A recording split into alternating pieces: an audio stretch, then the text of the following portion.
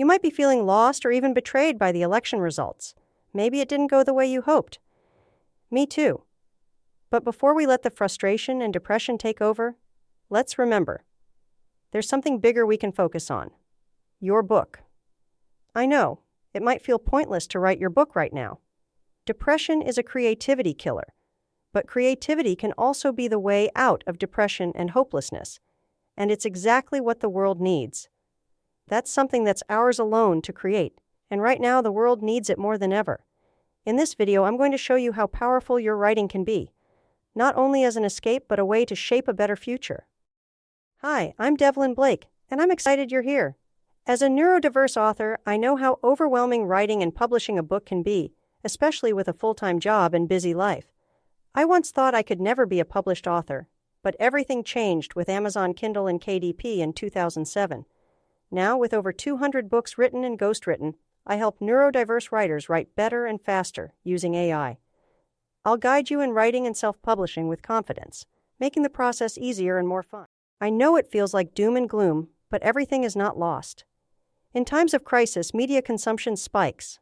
When people are overwhelmed, they turn to stories, not just for escape, but for comfort and understanding.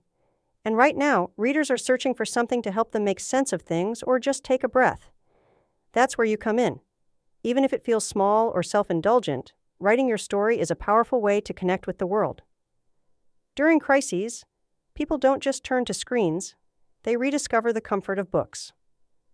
In the US, during COVID-19 lockdowns, book sales soared. During the COVID-19 lockdowns, for instance, book sales surged significantly. In the UK, fiction sales climbed by over 30% as people sought solace in novels. During the COVID-19 pandemic, according to Publishers Weekly, reading habits in the US saw a substantial rise, with print book sales jumping by 8.2% in 2020 compared to the previous year, the largest annual increase in over a decade. Not to mention, in 2021, book sales surged even further, with print book sales up 29% in the first quarter alone compared to Q1 2020, setting new records in U.S. book sales volume. Ebooks also saw a spike, with sales up 17% for 2020, as readers turned to digital formats during lockdowns. And while these are real statistics and are exciting, they don't even tell the whole story, because these are just numbers from traditional publishers, which means indie writers were completely left out. But they weren't left out during the rise of consumption. Self-published authors experienced a significant boost on Amazon's Kindle Direct Publishing KDP platform. Between March 2020 and March 2022, the number of authors earning $50,000 or more annually through KDP rose by 40%. Got a story idea that's burning to get out but not sure how to kick it off? The Plotbot is your fast track to turning that spark into a full-fledged plot. For less than the price of a coffee and a cookie, you'll have a customized AI chatbot at your fingertips, helping you shape your story in minutes.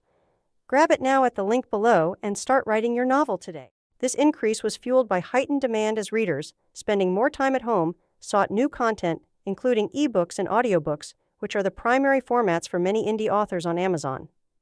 This is when Ruby Dixon was discovered, though she's been writing and publishing for years. She really took off with her Ice Planet Barbarians books.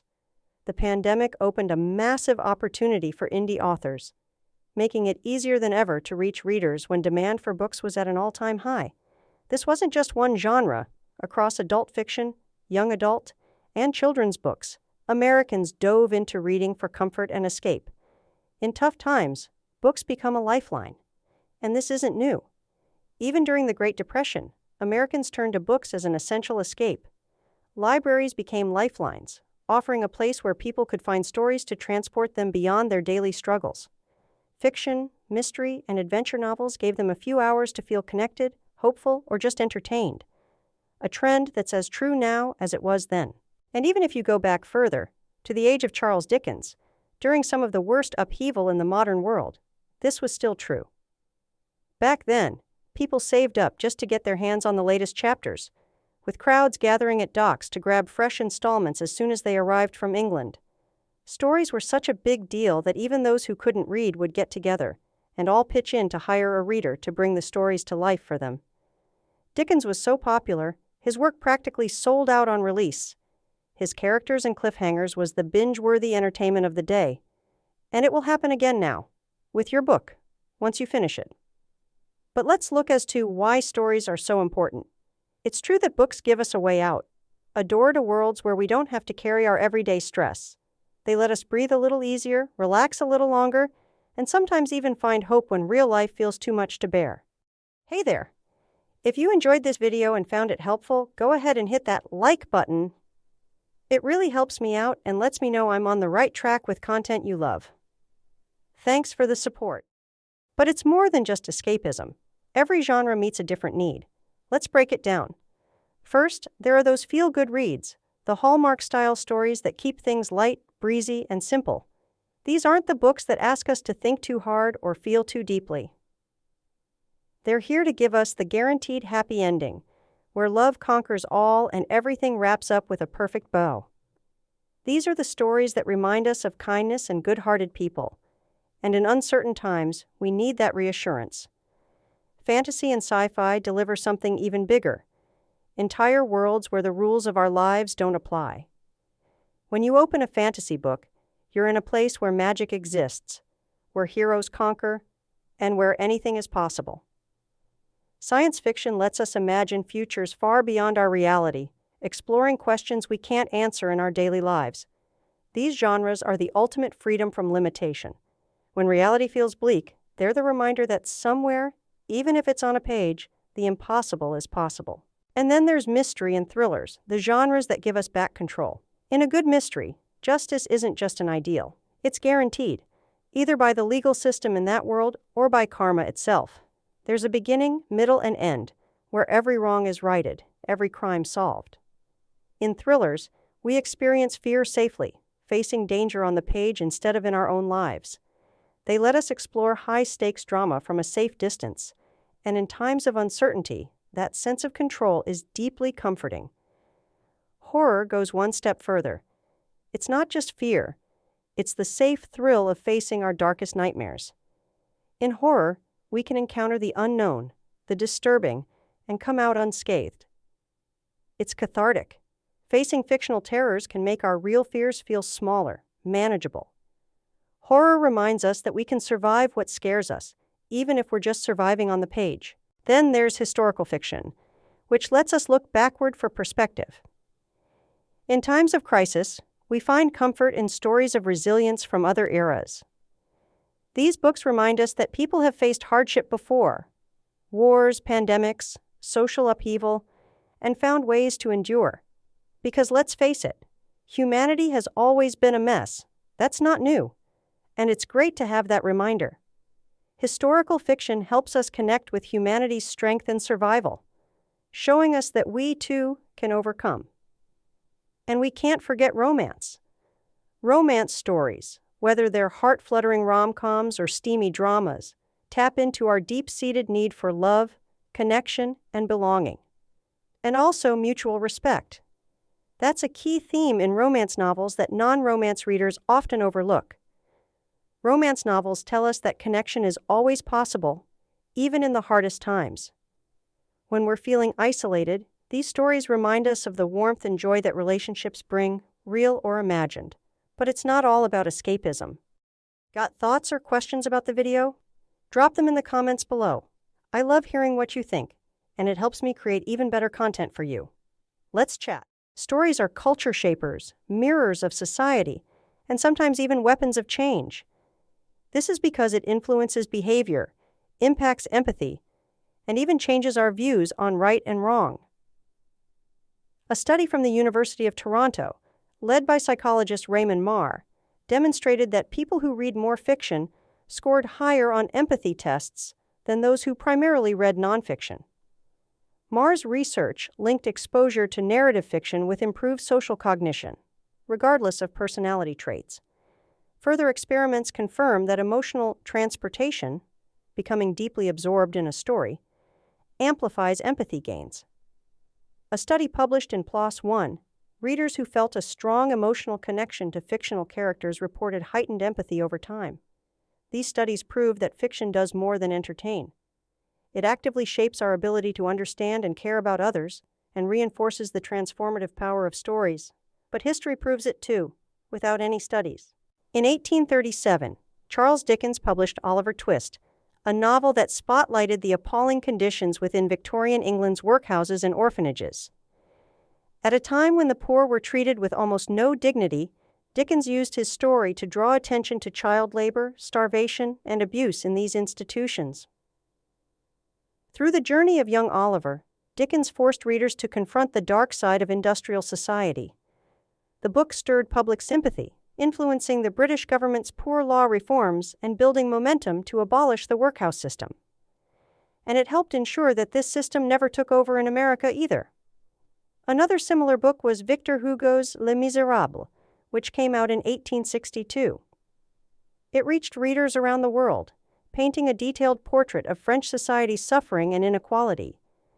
Hugo's depiction of Jean Valjean's redemption and the struggles of the poor was a powerful plea for compassion and justice.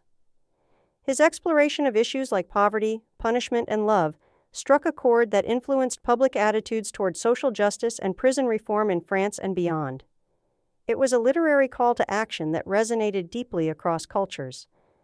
And let's talk about a deeply influential book it seems everyone would rather forget, at least in the USA. In the 1850s, Harriet Beecher Stowe published Uncle Tom's Cabin, a novel that didn't just tell a story. It exposed the brutal realities of slavery in the United States.